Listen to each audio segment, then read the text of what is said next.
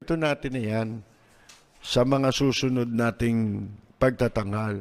Si Bongbong Marcos naliligid na ng sindikato. Baka hindi nyo alam, sindikato ng smuggling, sindikato ng illegal gambling, sindikato ng droga, nakapaligid na po, nakaposisyon na sila, mga kaibigan, ng mga hired killer, yan na, nakapaligid.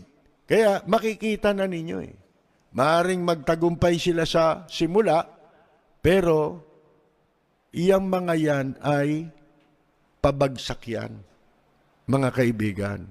Dahil nga po dyan, hindi nag-iingat alam nating hindi niya alam yan, di ba? Hindi niya alam yung nangyayari na yan.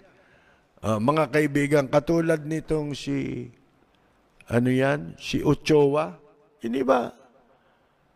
Tinatanong